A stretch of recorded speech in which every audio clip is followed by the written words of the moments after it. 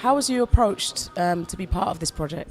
I received a phone call and possibly also an email from Brother Tariq Nasheed's assistant, Brother Ola, I believe his name is, and he said that they wanted me to participate in a documentary. They needed an interview from me, and that the documentary would be on the hidden history of African people.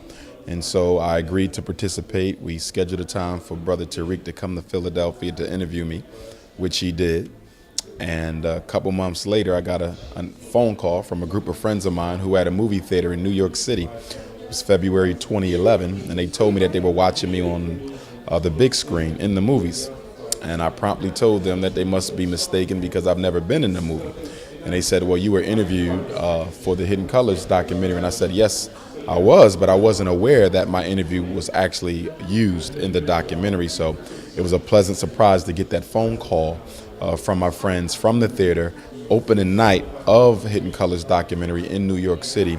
It was a pleasant surprise to have learned that my interview was in fact used as a part of the documentary. When we go to Asia, we see that the founder of the samurai warrior, in Japan, was an African.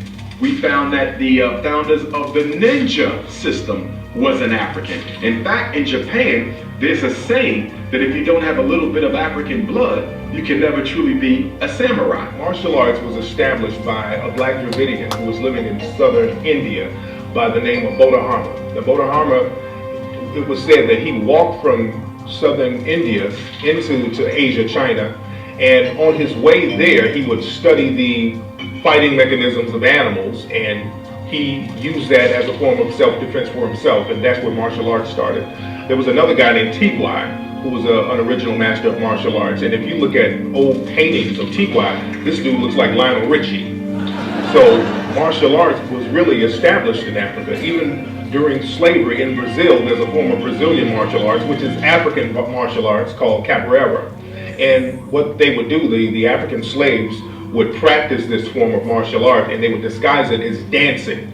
When we look at the early pictures of most of the deities of Asia, nearly all of them bore striking resemblance to the deities of the Nile Valley civilizations. And even in their writings, you will see that even in Asia, not just Greece and Rome, but even in Asia, you see them paying tribute to the spiritual systems and history that they had learned in Africa. In fact, the Asian spiritual system is probably the closest approximate to the traditional African spiritual system. From the one, you get many, with the creator being manifested in all living organisms, be it a tree or a human being. That is fundamental to Asian thought, but it's also fundamental to African thought, which predated Asia.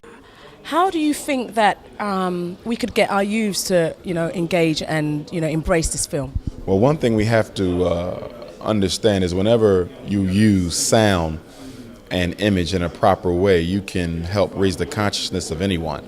So with reference to the youth, all we simply need to do is sit them down and make them watch it. And the beauty of the Hidden Colors documentary is that you really don't have to sell it, it sells itself. So it's just a matter of turning it on. After 5 or 10 minutes, most of them are going to be intrigued by what they hear, and just the energy of the movie itself. The vibrations are so high that it's likely to catch the attention of almost anyone.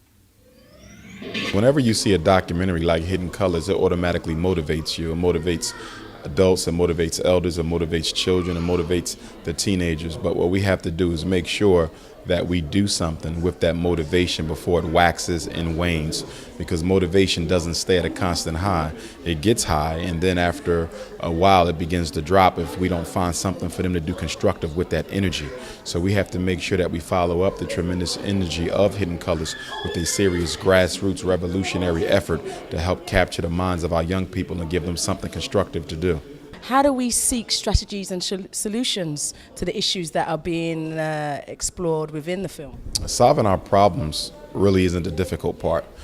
We have enough people who are well versed in the various expertises to help us, go down that correct road to get things done the right way.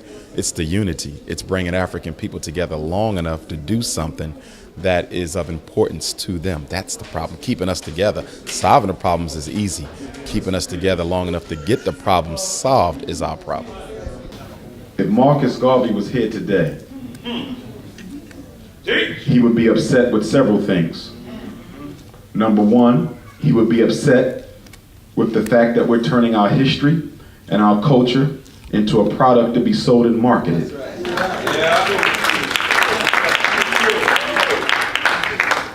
He would also be upset with the amount of attention we spend talking about how to solve our problems without necessarily implementing it.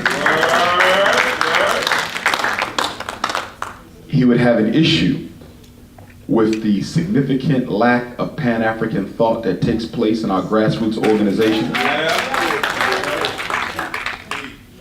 He would not like the role that many of us as men have put our sisters in our grassroots organizations.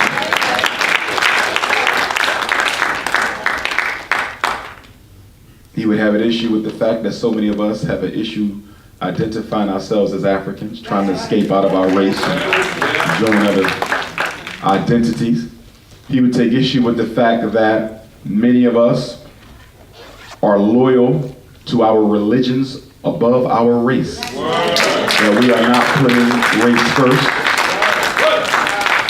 I think we have become too romantic of a people. We are too celebratory.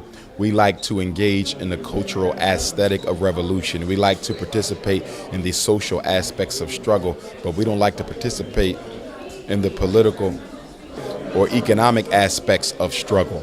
And as a result of that, a lot of people are beginning to give up on struggle because they're saying this seems to just be a form of social entertainment, edutainment, if you will. They're looking for something that is a lot more practical and something that is a lot more beneficial and something that supersedes the obvious surface texture of so much of the things that we do. We're turning our culture into a product, and we don't want to do that. And whenever you begin to turn anything that is meaningful into something that is superficial, it begins to lose its value. So we need to redirect the cultural direction in which we're headed, because if we don't, a lot of our children are going to begin to consider their culture to be something that is irrelevant.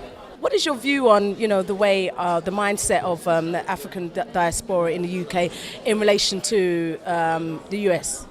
Well, I think that Pan-Africanism, which is the only solution to the problems that we have, it appears to be going by the wayside. I don't think we're doing enough to link up with brothers and sisters from around the world. And I think that until we begin to deal significantly from a Pan-African perspective, then all hope is going to be lost, because the enemies that we face, the barriers and the challenges that are presented before us have an international flavor.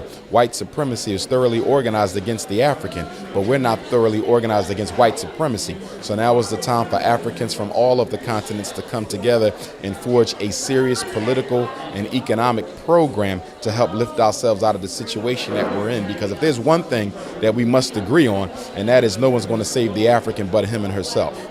Give thanks, my brother. Word, sound, and power. Blessed love. Bless.